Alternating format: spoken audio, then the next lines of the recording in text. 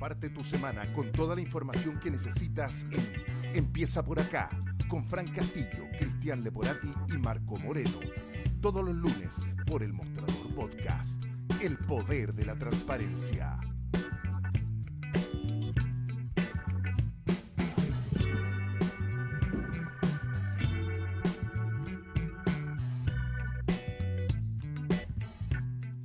Muy buenos días, ¿cómo están ustedes? 9 de la mañana con 6 minutos y comenzamos rápidamente el programa. Saludar a quienes se están sumando a esta hora a nuestras transmisiones, a quienes continúan fielmente a través de nuestras redes sociales y elmostrador.cl desde las 8 de la mañana hasta las 10 que vamos a estar con Empieza por acá. Gracias por empezar su semana junto a nosotros. Una semana que arrancamos con la noticia, como bien saben, de la muerte del escritor peruano, intelectual y premio Nobel de Literatura Mario Vargas Llosa, las repercusiones también tras la reactivación de la crisis de seguridad en los estadios, luego de la muerte de 2 personas la semana pasada en el Monumental, y en el ámbito político, con nuevas candidaturas oficialistas sobre la mesa, ya en tierra derecha, la inscripción de las primarias a fin de mes, 30 de abril, por lo que sabemos o por la información que tenemos hasta ahora, se estaría inscribiendo solo una primaria en el oficialismo. Eso y mucho más vamos a comentar hoy día junto a los panelistas que me acompañan cada lunes. Saludamos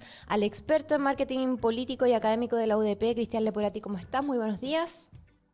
Hola Fran, hola Marco. Hola, hola. ¿Todo bien por acá?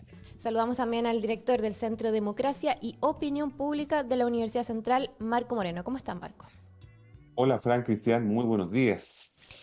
Hoy día a las 12 horas, la expresidenta Michelle Bachelet se reúne con los candidatos presidenciales del oficialismo en la Fundación Horizonte Ciudadano, que queda acá en la comuna de Ñuñoa, y así comienza ya una participación más activa, podríamos decir, de la expresidenta, quien estaba esperando que estuvieran todos los candidatos sobre la mesa para poder también instalar su presencia en lo que va a ser esta primaria competitiva, que espera que sea convocante además y muy en contraste con lo que está pasando en la derecha. Y bueno, la noticia que tuvimos este fin de semana es que finalmente el Partido Socialista se definió por una candidatura propia con la figura de la presidenta y senadora Paulina Bodanovich. Ella descartó y Carolina Toá también descartaron quiebres o roces o malestares por haber instalado esta candidatura del PS. Lo cierto que las bases y algunos diputados del PPD sí se manifestaron bastante incómodos por haber separado los caminos y que va a implicar sin duda una división en la votación, pero bueno, eso está por verse. Vamos a ver cómo continúa el despliegue. ¿Cómo ven este panorama ya completo con todas las cartas sobre la mesa? Hago el punto de que todavía no está claro si es que el diputado Mirosevich va a poder inscribir la candidatura. Ahí no sé si tienen más información al respecto, pero todavía no se logran constituir en todas las regiones para poder hacerlo, así que falta esa información, la tienen bien difícil desde el Partido Liberal. Marco, ¿cómo ve el panorama? Sí, contrariamente a lo que pensábamos y en contraste con lo que estaba ocurriendo en la oposición, pensábamos que el oficialismo se iba a ordenar de mejor manera para poder enfrentar el desafío de las primarias. Uno, porque hay una tradición, una cultura de coalición mucho más fuerte en las fuerzas del oficialismo que en las de la oposición actual.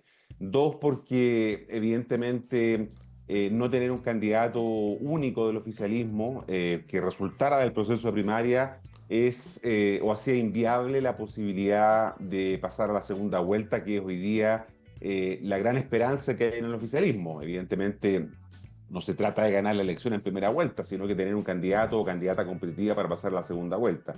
Y tres, que en el horizonte de fines del año pasado, comienzo de este año, la figura de la entonces ministra del Interior, Carolina Toá, era la que se avisoraba con mayor posibilidades, ¿no es cierto?, la mejor expectada para poder, en una competencia de primarias, convertirse en la candidata del bloque. Todo eso se modificó, como tú decías, Fran, en las últimas semanas, porque el Partido Comunista presentó una carta que es competitiva, la ex ministra del Trabajo, Janet Jara.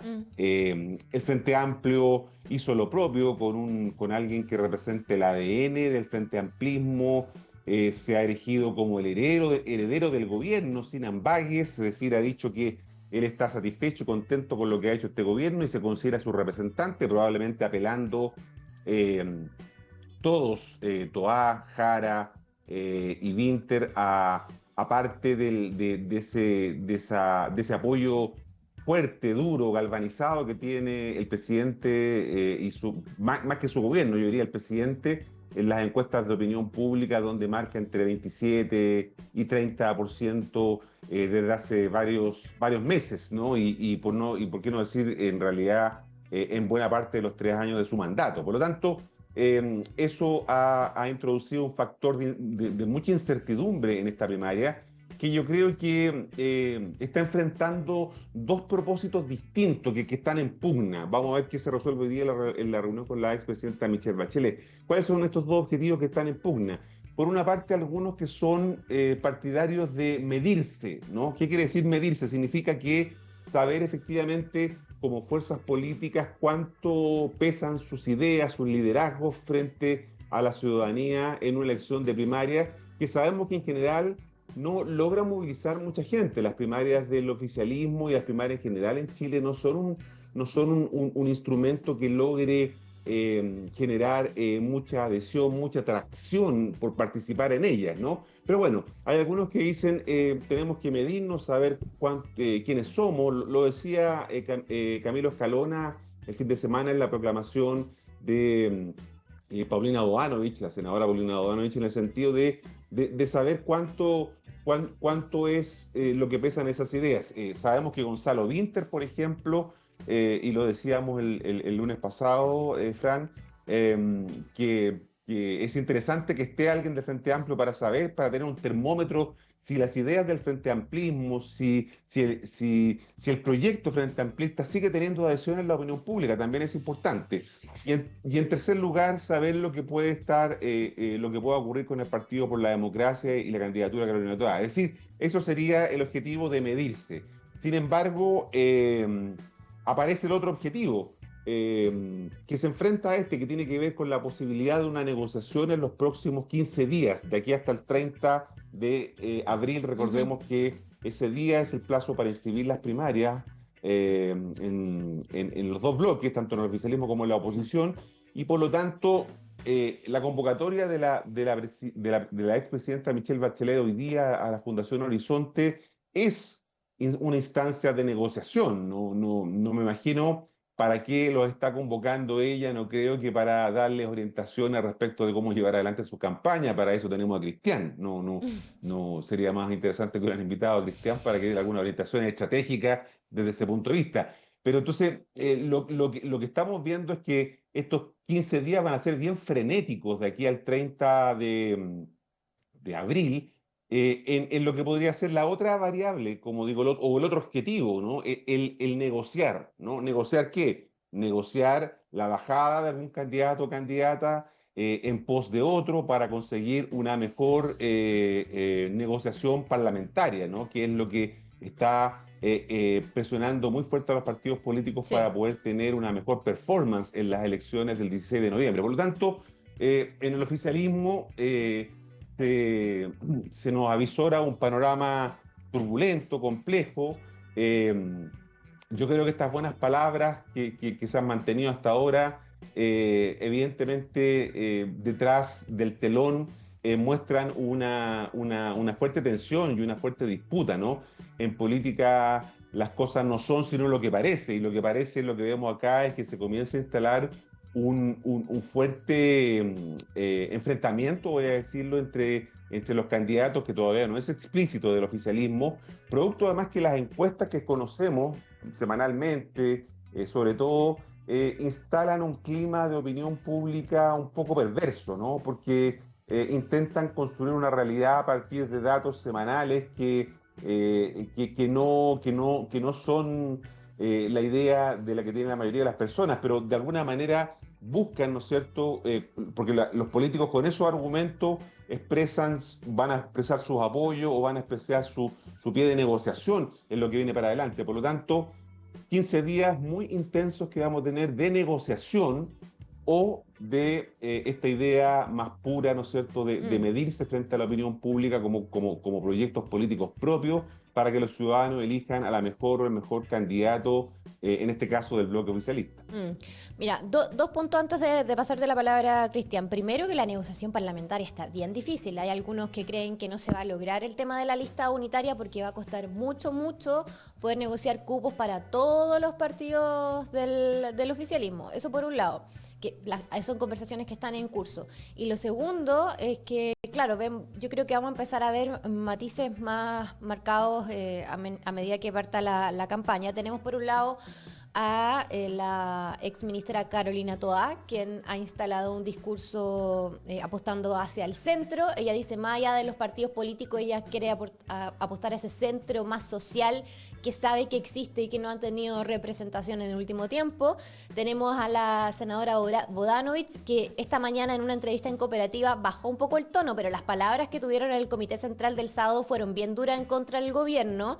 Ellas descartaron ser cualquier tipo de continuidad, se quejaron bastante de tener que pagar costos por decisiones que ha tomado el gobierno hasta ahora. En fin, fueron palabras bien duras que matizaron esta mañana, pero vamos a ver cómo eso también va a ser usado como componente de campaña. Por otro lado, tenemos al diputado Winter, que manifestó estar orgulloso de lo que ha hecho el gobierno hasta ahora, por lo tanto se podría plantear como un candidato de continuidad. Eso sí, él plantea que con los aprendizajes adquiridos durante estos 3 años y tanto de administración. Y por otro lado, tenemos a la ministra Janet Jara, que tuvo este episodio de calificar a Cuba como una democracia distinta, y eso marcó la pauta de su figura los últimos días hasta el fin de semana. Le ha costado un poco salir de eso, pero ha mantenido su postura bien clara en relación a las diferencias que hace entre Venezuela y Cuba, y le van a seguir preguntando por ese tema, evidentemente. ¿Cómo ves con este panorama o este barrio que hago, Cristian, y cómo se proyecta la competencia? Mira, es interesante porque lo hemos hablado tantas veces, esto de que la política hoy en día es más bien emoción en términos electorales que razón. La racionalidad es un bien en términos de perfección que es ajeno a la política hoy por hoy.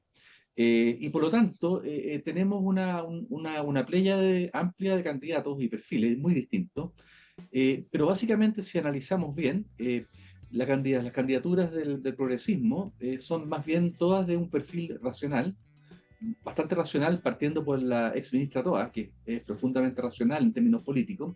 Y si miramos al otro lado de la vereda, Matei también tiene un perfil muy racional. ¿Quiénes llevan la bandera de las emociones acá, del corazón, de la guata del electorado?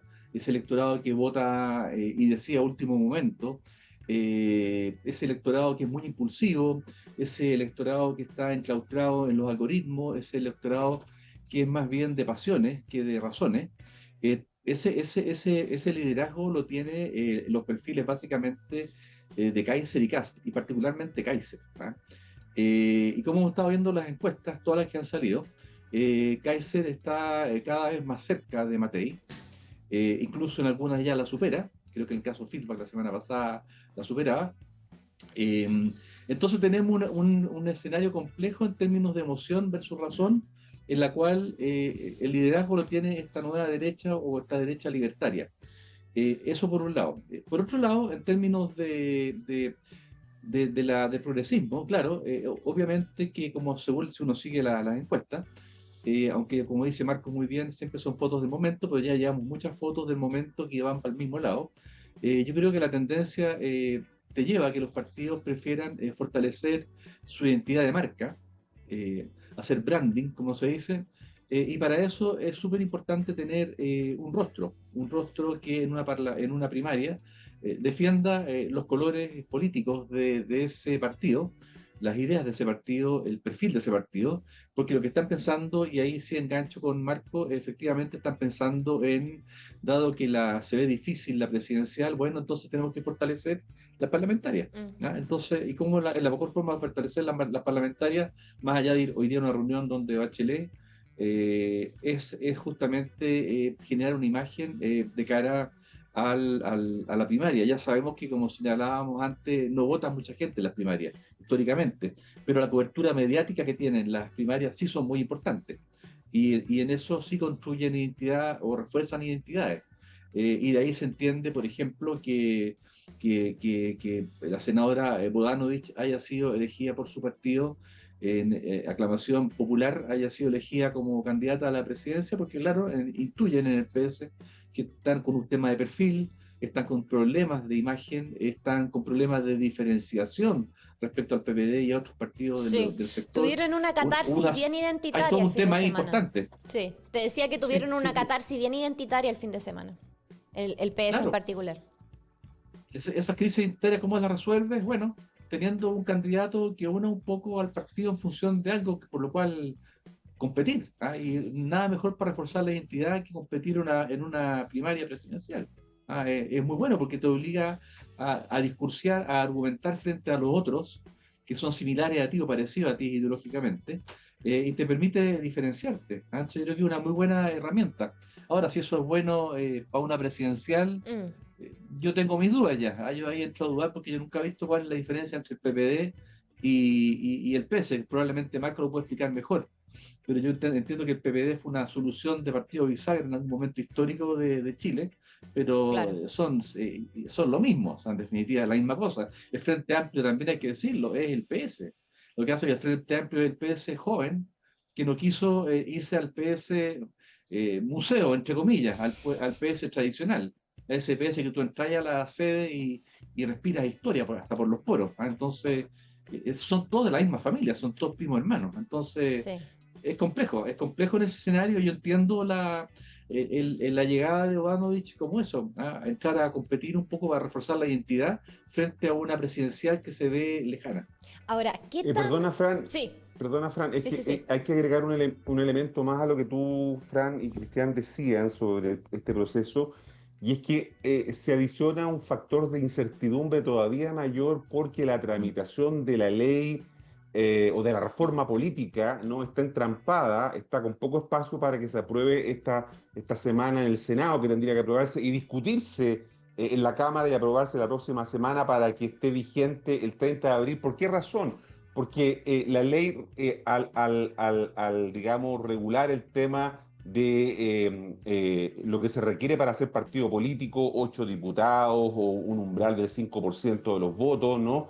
Genera, al no estar aprobado, los partidos no saben a qué atenerse, porque también hay una indicación, esta es una explicación un poco más técnica, pero hay una indicación o una idea de que los partidos para sortear esto se puedan fusionar y enfrentar, ¿no es cierto?, fusionados las elecciones de fin de año. Entonces, al haber incertidumbre respecto de eso, probablemente también los partidos tomen la decisión, ¿no es cierto?, de revisar el tema de las primarias y esperar hasta fines de julio, cuando probablemente esté aprobado esto para saber cómo van a enfrentar desde el punto de vista de los pactos electorales. Aquí estoy hablando no del tema presidencial, sino que estoy hablando de los pactos, ¿no? De un pacto o de dos pactos en el oficialismo, de uno, dos, tres pactos en la oposición, que ya ha dicho que no va a participar en primaria. Entonces, también se agrega este factor de incertidumbre a los partidos porque los partidos no saben qué pasa si pactan ahora y se le aplica la ley, por ejemplo, del requisito mínimo para ser un partido legal, ¿no? Del 5% de los votos, de los 8 diputados.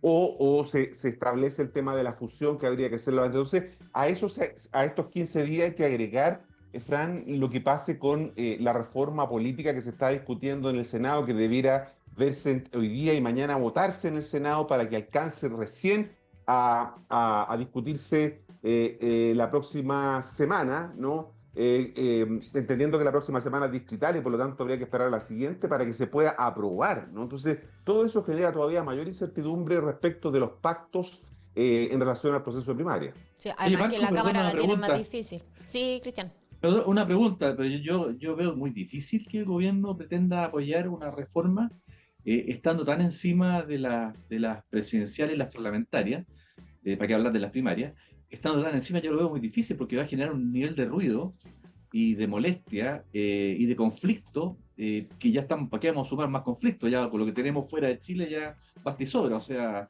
Lo que yo pasa lo es que veo muy utópico, ¿ah? es que los partidos grandes están de acuerdo, ese es el problema, ¿no? Sí, El po. Frente Amplio, el Partido Comunista, el Partido Socialista, el PPD ahí más o menos, están más o menos de acuerdo, y al otro lado Renovación Nacional, la UDI, en fin. El problema son los partidos más pequeños, el Partido Liberal, los radicales, Evangélico. los socialcristianos, en fin, los que no puedan cumplir con ese requisito. Entonces eso es lo que de alguna manera dificulta. Recordemos que el Ejecutivo introdujo unas, digamos, Indicaciones. mejoras o hizo unas indicaciones, claro, al proyecto, que es lo que se está discutiendo. Por ejemplo, introdujo esta idea vía indicación de la orden de partido, ¿no? Que Sí. obliga, recordemos que en Chile hoy día no hay orden de partido, no existe en nuestra legislación, existió hasta el año 73, pero ya no existe como tal, y por lo tanto fue una indicación que introdujo el Ejecutivo. Entonces, todo esto es importante resolverlo. ¿Por qué? Porque para poder jugar tú necesitas reglas claras, como tú decías, Cristian, ¿no? Uno juega cuando tiene las reglas claras, y en este minuto las reglas están en un espacio de incertidumbre, probar cómo se va a probar, cuál es el efecto que podría tener el 30 de abril. Por eso que yo no descarto que los partidos, en el tema parlamentario, por ejemplo, decidan a lo mejor no concurrir a las primarias, y solo concurrir al tema presidencial y dejar el tema abierto para fines de julio, que es el plazo final para inscribir los pactos electorales, y no resolverlo ahora, que estamos a 15 días de tener que inscribir esas primarias. Imaginémonos que inscriben primarias presidencial y parlamentaria, y resulta que esos pactos después van a tener problemas. Entonces, eso es lo que digo, que genera también incertidumbre respecto del resultado, porque las reglas del juego están hoy día en revisión, lamentablemente con los tiempos muy encima, como dice Cristiano. Sí, oye, además que sinceramente está bien difícil el panorama para que pueda avanzar la reforma del sistema político, en particular con la indicación del 5%, del umbral del 5%. Eso ni siquiera los partidos grandes, todos están de acuerdo, porque el Partido Comunista no está de acuerdo en el Senado. Yo conversaba el otro día con la senadora Claudia Pascual y lo encuentra una aberración. Entonces va a estar complejo que la ley pueda avanzar con ese umbral, y sin el umbral para muchos partidos como el PS y la derecha como que pierde sentido, la ley es una ley coja. Entonces va a ser complejo, y si la tiene difícil en el Senado, más difícil la tiene en la Cámara de Diputados, donde ahí sí tienen representación los partidos más chicos. En fin, está cuesta arriba esa tramitación. Vamos a ver cómo avanza esta semana, pero claro, es un factor importante para la lógica de los pactos. Volviendo al punto de las primarias, otra de las preguntas que se hacen muy desde el sentido común, ¿no? El mal utilizado sentido común, pero si es que una primaria puede llegar a marcar la diferencia en términos de posicionamiento del oficialismo respecto a lo bien posicionada que está, por ejemplo, sabemos que con un estancamiento evidente, pero sigue estando liderando la encuesta la candidata Evelyn Matei, que también la tiene difícil en su sector a propósito de que van a ir toda a primera vuelta. Incluso la senadora Rincón dijo que podían ir a primera vuelta, ya que no van a poder participar en una primaria, si es que no llegaban a mínimos comunes programáticos con Chile Vamos. Pero la primaria oficialista, teniendo esa ventaja de hacer una primaria, de tener franja televisiva, de tener visibilidad, ¿puede marcar la diferencia, mover la aguja en términos de la competitividad del candidato del progresismo que pueda salir de ahí? Cristian, ¿cómo lo ve en ese sentido, en términos de cómo la gente lo percibe, ¿no? Mira, es difícil, ¿eh? Con Marco, en algunas reuniones que hemos tenido en el pasado, en esas reuniones siempre se discutía el tema de cuáles serían los candidatos, por ejemplo, más correctos o adecuados para la izquierda, para el progresismo, o el centro izquierda.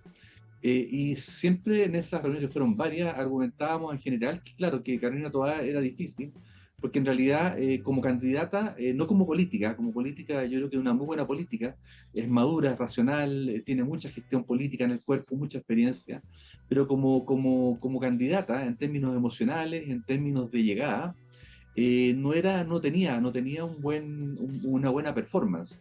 Y las encuestas también de alguna forma lo han ido mostrando, igual que Matei se ha ido quedando un poquito estancada.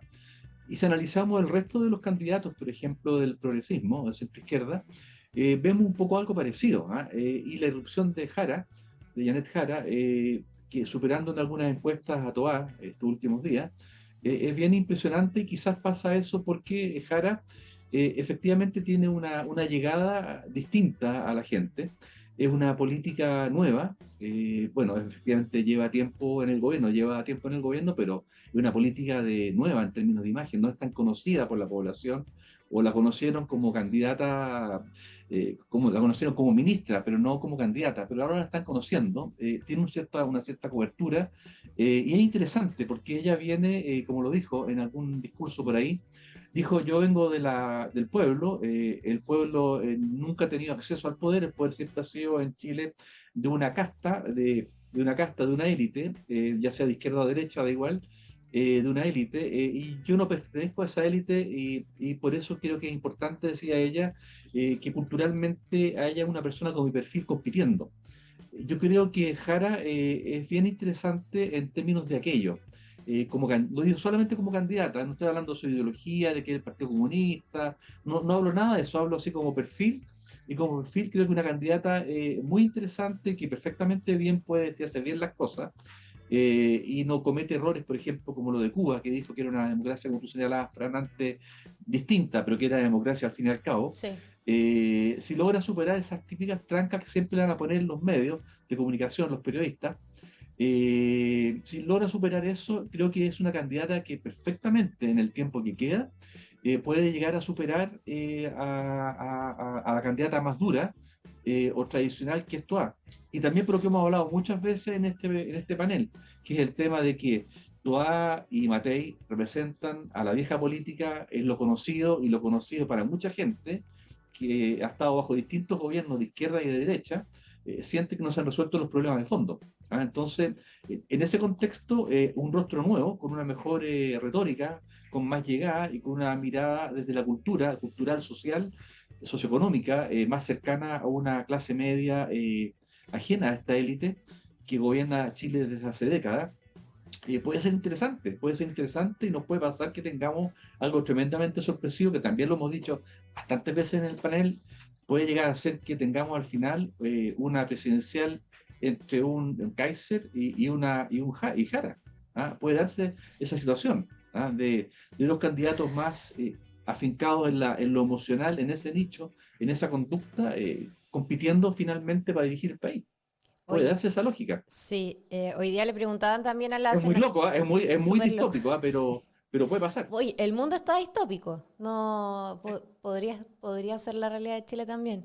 Le preguntaban a la senadora Bodanovich ante la posibilidad de que, por ejemplo, Janet Jara ganara la primaria, y ella un poco le bajó el perfil. Dijo, bueno, si nos vamos a preocupar por quien gane, para eso no hagamos primaria. No lo planteó como un problema, entendiendo la división de votos que van a haber en el socialismo democrático. Pero claro, la encuesta Panel Ciudadano este fin de semana le da una leve ventaja a Janet Jara, casi un empate técnico, la verdad, entre ella, Carolina Toá y Gonzalo Vinter. Y ya con Paulina Bodanovich como candidata probablemente se van a empezar a perfilar más las candidaturas ya de cara a la inscripción el 30 de abril. Pero sí, estaba revisando, me quedo un poco en blanco, porque estaba revisando la cantidad de militantes de los partidos, y el Partido Nacional Libertario, tengo entendido que ya va casi segundo a nivel nacional con la mayor cantidad de militantes después del Frente Amplio, con una proporción entre hombres y mujeres del 70-20, que también ha llamado harto la atención. Más del 70% de los militantes del Partido Nacional Libertario son hombres, 20% son mujeres, pero lo agrego como dato a la causa, ¿no? Del crecimiento acelerado que ha tenido este partido y la sorpresa que puede dar la candidatura en una primera vuelta presidencial. Pero esta figura Jara Johannes Kaiser sería un poco lo similar a lo que tuvimos en la elección pasada con Boric y Kast. ¿Cómo lo ves tú en ese sentido, Marco? Y también te aprovecho de preguntar de qué tan en contra le podría jugar a la ministra Jara el que siga reafirmando su opinión respecto a estas democracias o sistemas políticos distintos que habrían en Cuba, en Venezuela, etcétera, etcétera. Porque de que se lo van a seguir preguntando, se lo van a seguir preguntando. Entonces va a tener que o matizar o mantener la postura. Sí, fíjate que en las elecciones de ayer domingo en Ecuador, la candidata de izquierda que perdió la elección, ¿no? Eh, Había tenido un par de intervenciones en el mes de marzo en unos debates eh, que le preguntaban sobre su reconocimiento respecto a la situación de Venezuela, ¿no? Y del gobierno de Maduro, ¿no? Y ella había dicho que si era electa presidente lo iba a reconocer. Después intentó explicar que lo que quería decir es que lo reconocería para evitar el proceso migratorio que estaba teniendo Venezuela, pero en realidad fue muy difícil sacarse eso de encima, la gente no le creyó, ¿no? Hago el símil respecto de lo que pasa con el tema de Cuba. Si bien es cierto la salida que ha tenido la candidata Janet Jara de decir que en realidad ella está compitiendo para ser electa para gobernar Chile, no Cuba, ¿no? Podría ser una salida comunicacional interesante. La verdad que, antes lo decía Cristian, el tema de las emociones sigue siendo un elemento que pese a la decisión de los electores y hay una emoción expresada en un anticomunismo en Chile bien patológico, ¿no? Es de los pocos países que el comunismo es visto como algo absolutamente anómalo, ¿no es cierto? Algo que es pernicioso, que hay que oponerse bajo todas las circunstancias. Y por lo tanto, la pregunta, por lo tanto, para el análisis es válida. O sea, ¿qué tan importante puede ser este factor en una decisión respecto, por ejemplo, de una elección de primaria? Porque aquí estamos hablando de la primaria, ¿no? No estamos hablando de elección presidencial. Y a propósito de eso, estaba viendo unos datos que la Fran decía que estaba mirando los datos de militantes, estaba viendo los datos de elección de concejales, que suele ser la elección de octubre, de octubre pasado, que suele ser la elección más política donde la gente vota políticamente, ¿no? El Partido Comunista tuvo 566.000 votos, el Frente Amplio 541.000, el PS casi 500.000, ¿no es cierto? Bueno, y después vienen los otros partidos, el PPD tuvo 223.000. Esos son los votos de concejales que obtuvieron los partidos. Y ahora, en la elección primaria pasada, ¿no? Del 2021, en julio del 2021, votaron 3.140.000 personas, más o menos, y en el pacto, que eran entonces opositora, Prueba de Dignidad, votó 1.750.000 personas, y en el Chile Vamos votó 1.350.000 personas en las dos primarias, ¿no? Recordemos que en una ganó digamos, Gabriel Boric, en la otra Sebastián Sichel. Por lo tanto, los datos que disponemos tienen que ver con esto que decía. Las primarias fueron en esa oportunidad cerca del 20% del padrón, ¿no? Del padrón de 14 millones. Había voto voluntario en esa época, pero el padrón era 14 millones. Votaron 3 millones más de 3 millones y medio, el 20% del padrón. Estas primarias no suelen movilizar mucha gente. En esa época estábamos todavía con el rezago de la pandemia, ¿no? Estoy hablando de julio del 21. Estábamos con el efecto todavía post-pandémico, y eso llevó a que mucha gente no participara. La pregunta es cuán competitivas van a ser las primarias del 28 de junio, ¿no? Perdona, Marco, pero sí que estábamos con el efecto del octubre de 2019. También. Claro. Eso sí movilizaba a la gente. El mejor ejemplo fue la convención. Por supuesto, no, y que los dos candidatos mejor aspectados en el bloque eran Boric y Jadwe. Bueno, porque había habido otro enredo con el Partido Socialista, quedaron fuera, en fin, ya eso es remontarnos a la historia. Pero lo que quiero decir a propósito de lo que preguntaba la Fran es que, y lo que tú decías, Cristian, que las primarias, claro, son un espacio de visibilización importante, ¿no? Van a haber 2 meses para hacer campaña, para desplazarse por todo el país, pero yo siempre he dicho, ojo con el efecto divisivo que tienen los procesos de primaria. Las primarias son virtuosas, pero también tienen un efecto de división, claro, porque hay enfrentamiento, porque ya Paulina Bodanovich, por ejemplo, apareció hoy día o ayer haciendo crítica al gobierno, ¿no es cierto?, desmarcándose un poco del gobierno en temas de seguridad, pasando también repasándose un poquito al PPD respecto de cómo toma sus decisiones. Es decir, comienza a instalarse un clima de tensión en ese bloque que moviliza, por lo decía Cristian, porque hace más atractivo saber qué es lo que está pasando ahí. Por eso hay mucha expectativa de la reunión que va a tener Michelle Bachelet hoy día, que como digo, no creo que sea para discutir de estrategias de campaña. Yo creo que la conversación de hoy día va a ser una conversación dura desde el punto de vista de las decisiones. No sé a qué los va a combinar Michelle Bachelet, pero evidentemente ella, ya sabemos que ha sido una adalid de la unidad. Bachelet, antes de escribir una columna en El País, que la recordaba la otra vez Cristian, respecto al tema de que antes que programas, antes que decisiones de candidatos, lo importante era tener la unidad.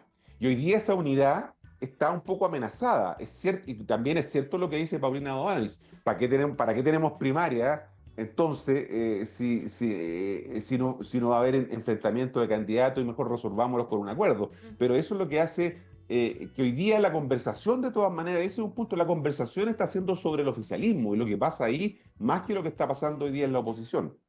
Ahora, un punto, ¿ah? Yo creo que esta igual es una primaria, por el lado del progresismo, bastante fome. ¿Ah?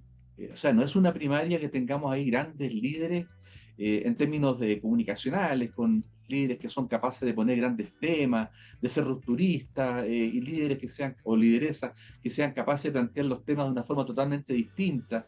Es un poquito, yo diría, es un poquito más de lo mismo. O sea, estamos viviendo un proceso político, y ahí también incluyo a la derecha, salvo la extrema derecha, que es un proceso político que se normalizó. ¿Ah? El país tuvo una crisis en 2019, después tuvo las convenciones, todos los procesos constituyentes pertinentes, pero entró en un letargo político el país ya, entre comillas letargo, que es bastante tradicional en Chile. O sea, pasamos esta etapa de crisis, pasamos esta etapa de la pandemia, y estamos llegando a unas elecciones ya que son un poquito más de lo mismo. ¿Ah?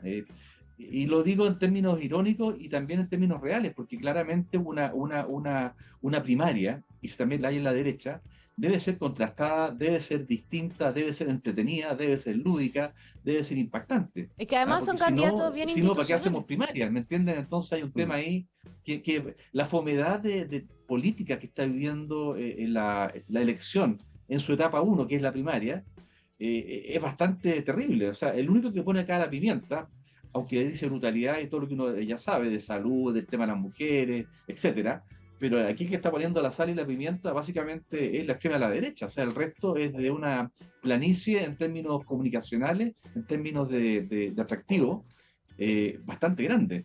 Y eso no es poco, ¿ah? Porque te aleja a la gente, te Y aleja a la gente del evento. iba a decir que son candidatos bien institucionales. Tenemos a 2 diputados y una senadora en ejercicio, 2 exministras de carteras bien relevantes, entonces como que vienen como con esa impronta, ¿no? Bien republicana, pero estaba también este fin de semana insistiendo que lo invitaran a la primaria a Marco Enrique Ominami, ya que el Partido Radical desistió de la idea de poder inscribirlo como precandidato.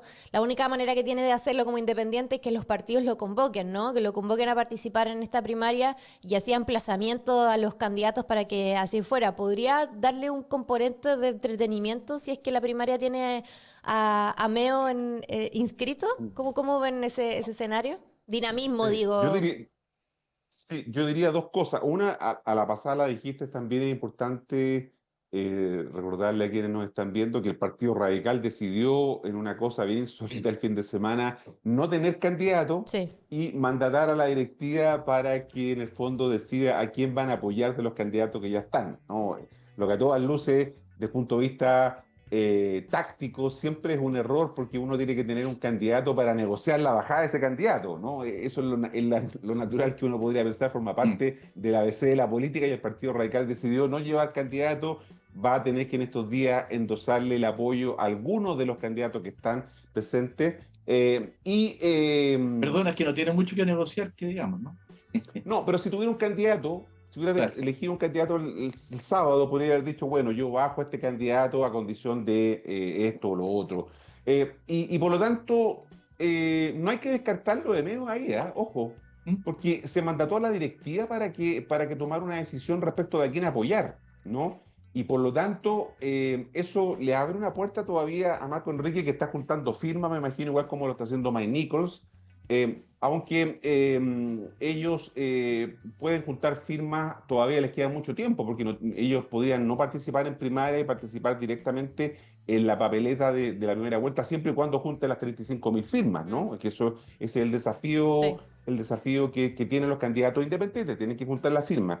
Pero si la directiva del Partido Radical, por ejemplo, decidiera, como no tiene un candidato propio, decidiera apoyar o a Carolina Toá, o a Paulina Doanovich, o a Marco Enrique Ominami, introduciría, y aquí lo relaciono con lo que tú decías, Fran, con un elemento de una política más disruptiva. Hemos visto a Marco Enrique Ominami en redes sociales, particularmente en TikTok, ¿no es cierto? Y en X, Sí. con publicaciones bien en la lógica disruptiva, se las podrá comentar Cristian de mejor manera, Como pero que van en esa ácidas. línea, ¿no? De romper, Sí. de generar, digamos, risa, ser entretenida, algunas de ellas. Uno puede gustarle o no lo que diga Marco Enrico Minami, pero aquí estamos hablando de otro tipo de cuestiones, de una estética, ¿no? Mm. Que ha sido interesante, diría yo. Todavía no hay mucho de ideas, porque todavía no es la disputa sobre las ideas, pero sí desde el punto de vista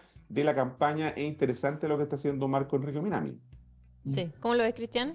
Es cero No, diplomático, absolutamente de además. Es acuerdo. divertido. Es cero diplomático. No tiene mucho, mucho pudor en referirse a los demás. Pero no te olvides que tiene muchos amigos en Argentina, También. Sí. Minami, y tiene el típico perfil del político argentino, Sí. que es mucho más improvisado, es más espontáneo, tiene menos filtro y te da una... Bueno, tú como periodista, Fran, es mucho más grato entrevistar a una persona así que a estas personas que son tan corporativas, que son como súper o súper políticas y que todo lo dicen No, perfecto y pero todo... Cristian, sí. pero no es improvisado lo de Meo. No, no, Lo no, de no, Meo no, es no, no. deliberado y pensado y Sí, diseñado Es así, una ¿no? pero estrategia. te queda la sensación de que tienes una persona al frente con la cual tú estás tomando té y voy a hablar de cualquier cosa y él te va a responder también con una espontaneidad increíble, aunque sea todo súper estudiado por él. Pues sí, una persona que tiene ya décadas de político y ha enfrentado presidenciales y se maneja muy bien. Yo creo que es importante un poco meterle un poco más de alegría a esta campaña previa de primaria, meterle un poco algo más rupturista, ¿ah? Pero rupturista en el buen sentido de la palabra. En verdad, como señalaba muy bien la Fran, tenemos puros candidatos tremendamente corporativos que no se salen nunca del libreto y eso te hace que sea un poco atractivo, ¿ah? Poco atractivo el evento y ahí nos remontamos a lo que señalaba Marco respecto de la escasez de electores que van normalmente a participar en una primaria. Antes yo creo que es importante tener eso. Y eso también aplica para la derecha. ¿Ah? Yo también creo que es importante eso. De hecho, yo estaba leyendo, leía Longueira, que siempre dice cosas interesantes. Lo leí el fin de semana, creo que en el Diario Financiero, no sé si fue el sábado, y hacía análisis súper interesantes respecto de lo que pasaba en la derecha, también de la planicie de la derecha, de cómo dos candidatos como Kast y Kaiser están sacando adelante algo que es muy peligroso para la derecha.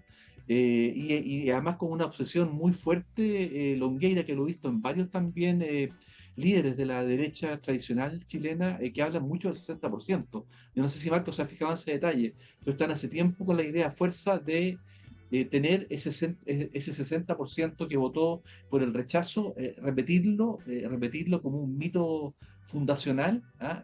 Volver a repetirlo ahora en las presidenciales y parlamentarias. Están con esa pequeña obsesión. Están pasando cosas re interesantes, Mm. pero falta ese rostro, yo diría en ambos lados, más entretenido.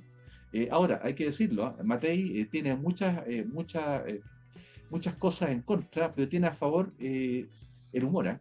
El humor cuando lo saca y lo maneja bien, y eso a la gente le gusta. ¿Ah? Yo me acuerdo muchas veces esa toma que está ahí en Providencia, que ella está persiguiendo a unos automovilistas, entregándole una información, y ella corriendo al lado del auto. O sea, tiene esas salidas espontáneas que políticamente hablando, electoralmente hablando, a la gente le encantan. O sea, a la gente le gusta tener al frente líderes políticos que son como ellos, que son alcanzables, que son cercanos. Una de las virtudes de Boric, por ejemplo, es justamente esa. Estuvo acá el fin de semana por aquí, por mis tierras, en el Cajón del Maipo, y olvídate, la gente hacía fila para sacarse fotos con él en un restaurante que hay aquí italiano, bien bueno.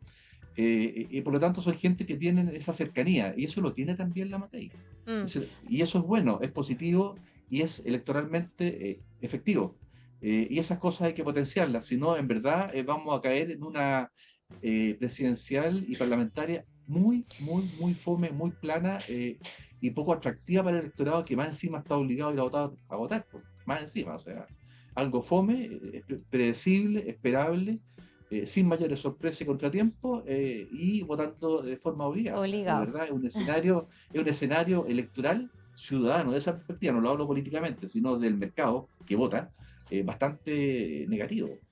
Oye, nos quedan unos minutos para cerrar. Miremos un poco, ya que Cristian tocaba las cartas que se puede jugar Evelyn Matei, miremos un poco la oposición, porque estaba revisando entre las pautas del día y a las 12 precisamente también, mientras la presidenta Bachelet se esté reuniendo con los candidatos oficialistas, desde la oposición, en particular los presidentes y secretarios generales de Republicanos, Social Cristiano y Nacional Libertarios, con los candidatos presidenciales Kast y Kaiser, van a anunciar un preacuerdo político que establece las bases para la conformación de un pacto parlamentario común. Es decir, están ya materializando lo que hace algún tiempo anunciaban para ir en una lista conjunta, lo que pone un poquito más color de hormiga a las aspiraciones de unidad, incluso parlamentarias a las que aspira Evelyn Matei. La primaria no resultó, se van a empezar a dividir las cosas en términos parlamentarios. Hoy día de la mañana también escuchaba al senador Matías Walker decir que si es que Chile Vamos llegase a acudir a algún acuerdo parlamentario con la ultraderecha, ellos también descartan poder sumarse a cualquier cosa que tenga los extremos incluidos. ¿Cómo lo ven para Evelyn Matei en particular, no teniendo el primaria, con esta división en el ámbito parlamentario? ¿Qué va a tener que hacer durante este tiempo para mantenerse en la posición en la que está ahora de visibilidad y poder, no sé, adquirir mayor adhesión, ¿no? De aquí a la primera vuelta, que falta harto tiempo todavía. Marco, para ir cerrando. 7 meses para la primera vuelta más o menos. Evidentemente si esto se lograra concretar, este preacuerdo, ¿no? Sería una presión fuerte también sobre lo que está haciendo Chile Vamos. Recordemos que hoy día Evelyn Matei es la candidata de Chile Vamos, ¿no? Ella tiene que tratar de aquí a esa fecha convertirse, ¿no es cierto?, en la opción de la derecha. Las encuestas la están acompañando, sigue siendo la primera candidata de ese bloque. Yo siempre recuerdo, Lavín también lo era hace 3 años atrás, ¿no es cierto? Un poquito más. También era la persona que se mantenía en las encuestas, pero evidentemente eso desgasta. Ya hemos dicho que esta es una carrera de largo aliento, es una carrera de fondo, y se requieren, ¿no es cierto?, candidatos que puedan aguantar hasta el 16 hasta el 18 de agosto, que se inscriben los candidatos, o hasta el 16 de noviembre, que es la primera vuelta. Vamos a ver si ella resiste y sus partidos, Chile Vamos, resiste este eventual acuerdo que lo que hace es presionar al establishment, a los poderes fácticos, como se dice en la derecha, ¿no es cierto?, que suelen moverse para intentar apoyo a candidatos presidenciales más viables, y eso es lo que vamos a ver en los próximos días, si es que se concreta este acuerdo que se anunciará hoy día, como tú dices, Fran. Uh-huh. Cristian, ¿cómo lo ves tú?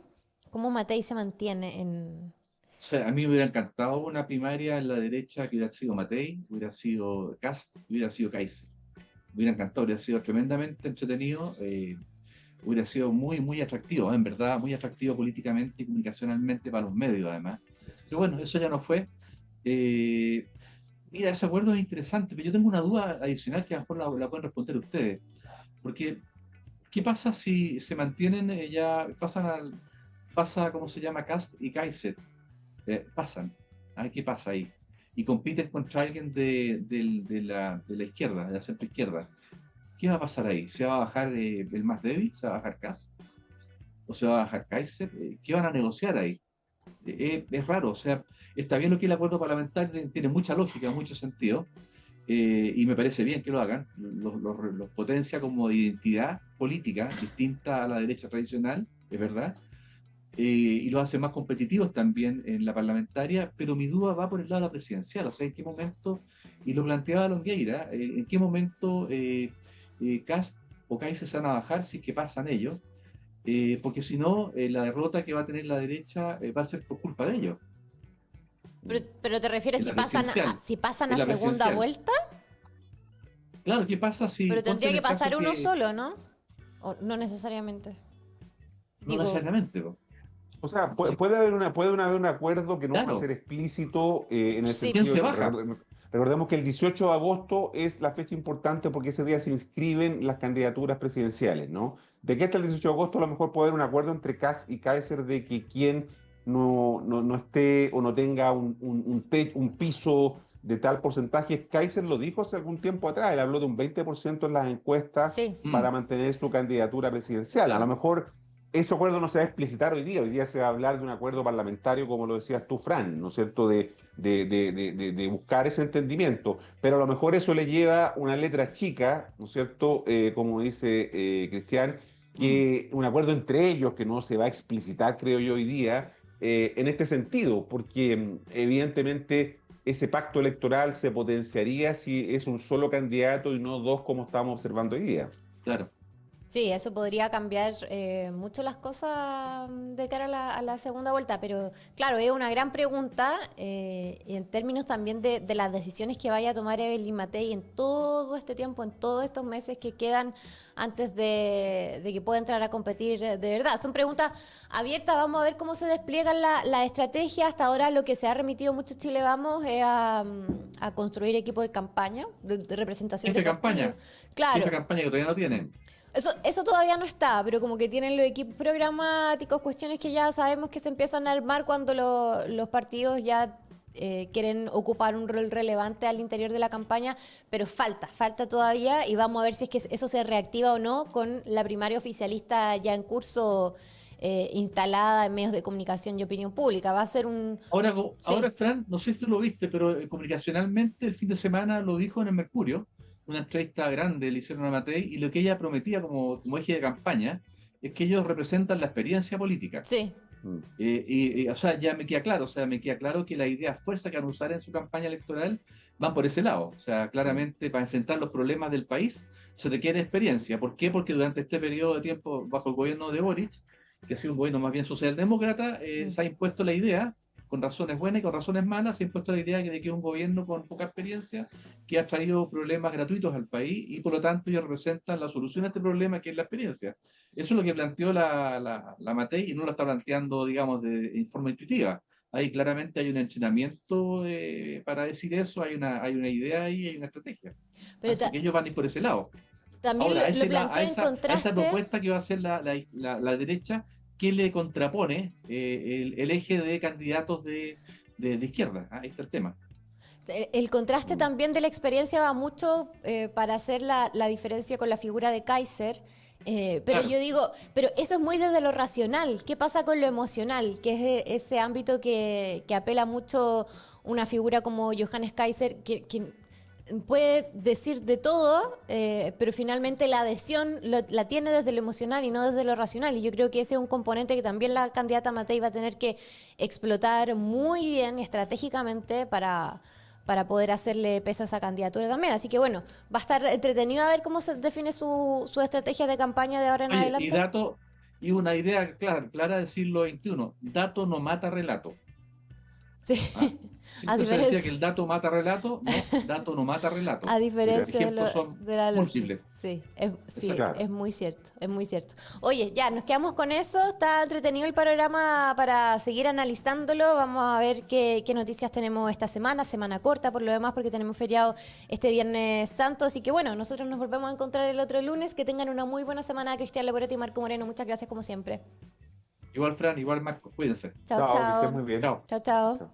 Yo también les hago la invitación a ustedes para que se inscriban en el nuevo newsletter del Mostrador, aquí Valparaíso, porque Santiago no es Chile. Las noticias con identidad propia de la región, todos los lunes como hoy en tu correo. Síganse informando con nosotros y nos volvemos a ver este jueves en un nuevo podcast de Sin Tapujos. Que esté muy bien. Buena semana. Chao.